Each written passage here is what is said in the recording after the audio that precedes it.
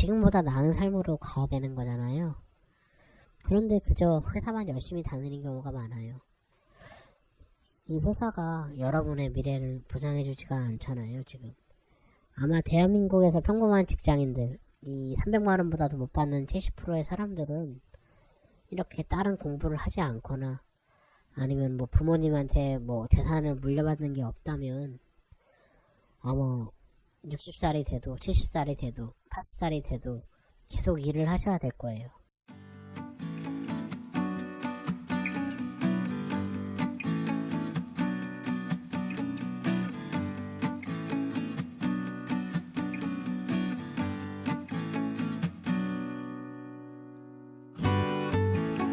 안녕하세요. 오늘은 월급만으로 대한민국에서 평범하게 살기 힘든 이유, 그 이유에 대해서 말씀드릴까 합니다. 직장 다니시는 분들은 현재 월급에 만족하시나요? 아마 대부분 분들이 만족하지 않으실 거예요. 저 같은 경우도 직장을 여러 군데 다녀봤지만 단 한 번도 월급이 만족스러웠던 적은 없었습니다. 하물며 취업이 간절했던 취준생 때도 어렵게 첫 회사에 입사하였지만 첫 월급을 받아보고 상당히 실망했던 기억이 있습니다. 직장인 급여에 대한 설문조사나 관련 기사들을 보면 대부분 직장인들이 만족스럽지 못하다고 말하죠. 매년 급여가 물가 상승률보다는 좀 더 올라야 삶이 조금이라도 나아질 건데 그렇지 못하는 경우가 많습니다. 일부 중소기업 같은 경우는 심지어 동결되거나 삭감되기도 하고요. 그렇다면 이직을 하면 좀 나아질까요? 이직을 해서 좀 더 좋은 대기업 같은 곳으로 가면 괜찮아질까요? 취업 사이트 사람인에서 2017년 직장인 조사 결과 72%가 현재 월급에 만족하지 못하고 되어 있습니다. 재직 기업별 형태로는 중소기업이 75%, 중견기업이 67%, 대기업이 60% 순으로 기업 규모가 작을수록 연봉이 적절하지 않다고 느꼈는데요. 대기업도 여기서 보시면 60.3%로 반 이상이 현재 월급에 만족을 못한다는 거죠. 실제 연봉이 1176만원 정도 차이 난다고 하네요.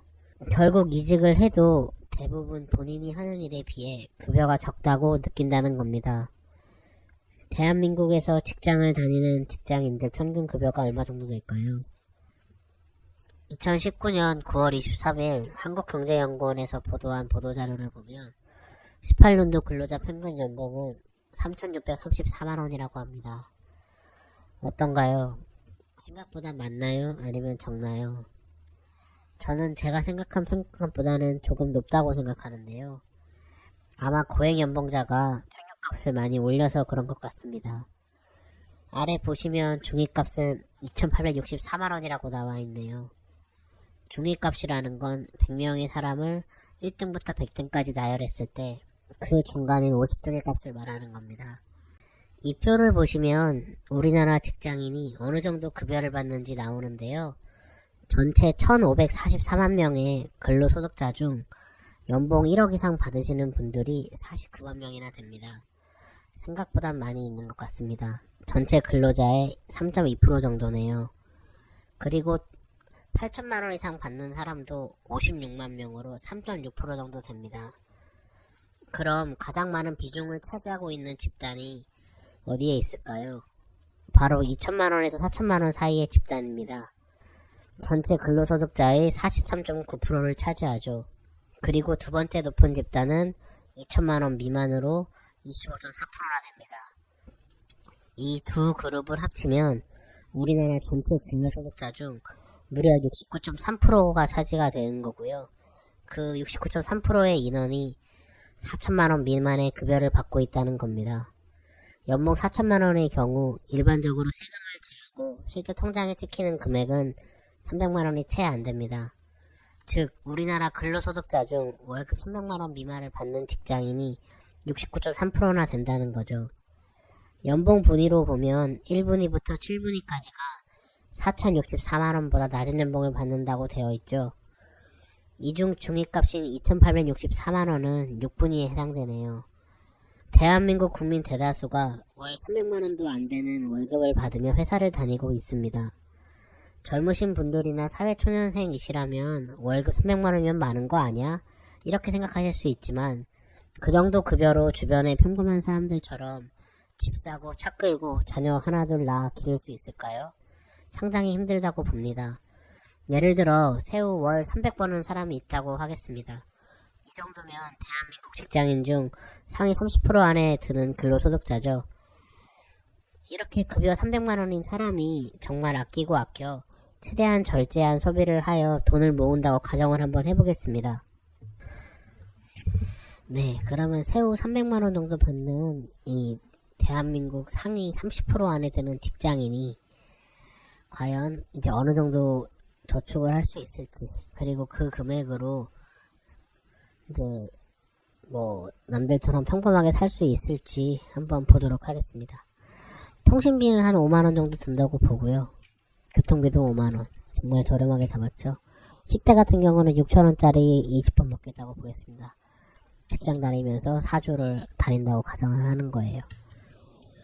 그리고 보험 같은 경우는 10만원. 아마 보험은 이거보다 더 많이 될 건데 통계를 보면 이 사람은 최소한의 금액을 소비하는 사람으로 가정을 해보겠습니다.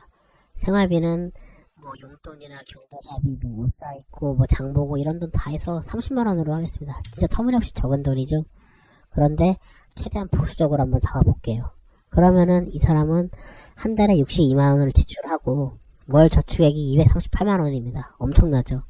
제 주변에는 이렇게 200만원 이상 저금하는 사람은 못 본 것 같습니다. 그러면은 이렇게 엄청나게 아끼고 아껴서 모아서 얼마를 모을 수 있을까요? 1년이면 2,850원, 5년이면 1억 4,200, 그리고 10년이면 2억 8천이네요. 굉장히 많죠. 그런데 이렇게 모은 돈으로 여기 서울에서, 수도권에서 집을 살 수 있을까요? 서울 같은 경우는 지금 최근 몇 년간 집값이 많이 올랐죠. 그래가지고 매매가의 경우는 25평은 7억 원 정도, 34평은 9억 원을 넘게 줘야 됩니다. 대출을 낀다 해도 지금 2억 8천으로는 매매는 무리일 것 같고요. 전세는 가능한지 보도록 하겠습니다. 전세는 25평 평균이 3억 6천, 34평은 5억이네요.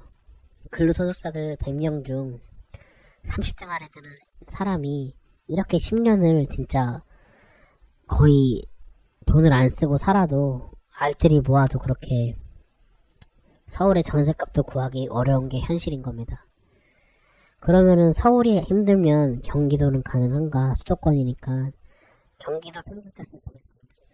경기도 같은 경우는 그 매매가 평균값이 25평은 3억 원, 34평은 3억, 4억 초반 정도 되네요.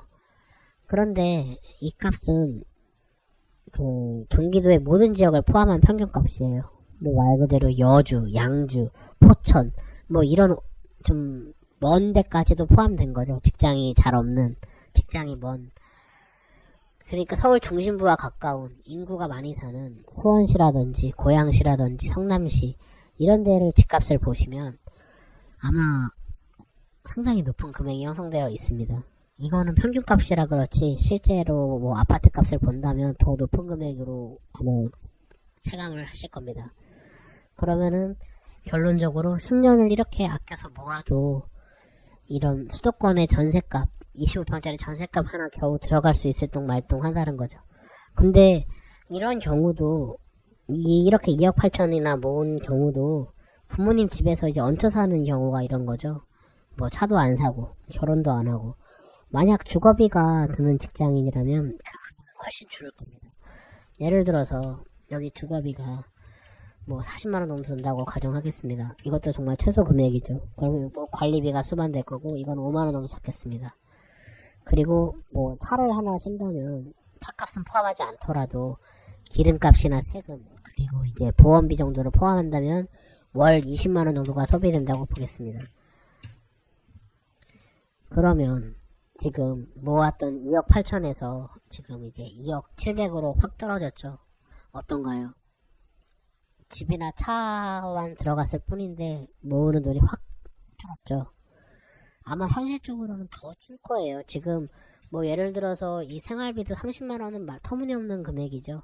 이걸로 장 보고 경조사비하고 용돈 쓰고 뭐 술 먹고 뭐 이런 걸 다 한다는 건데 보통은 한 5, 60만원 잡아야 될 거예요. 그것도 그렇게 많은 금액은 아니죠. 그럼 돈이 더 떨어집니다. 그렇다고 이분이 사치스럽게 생활을 한 것이냐? 그게 아니잖아요, 지금. 월세 40짜리 집에서 중고차 하나 굴리면서 사는 사람이 사치스럽게 산 건가요? 주제넘게 산 거예요? 요새 흔해 가는 해외여행 한번 안 가고 돈을 미친듯이 모은 겁니다. 요새 막 젊은 고등학생들도 뭐 명품 하나씩 소비한다 막 이런 기사가 나오더라고요. 근데 이런 것도 하나 거들떠도 안 보고 지독히 10년을 모아서 그 돈을 모아도 경기도에 25평 전셋집 하나 먹고 하는 게 현실이라는 거예요.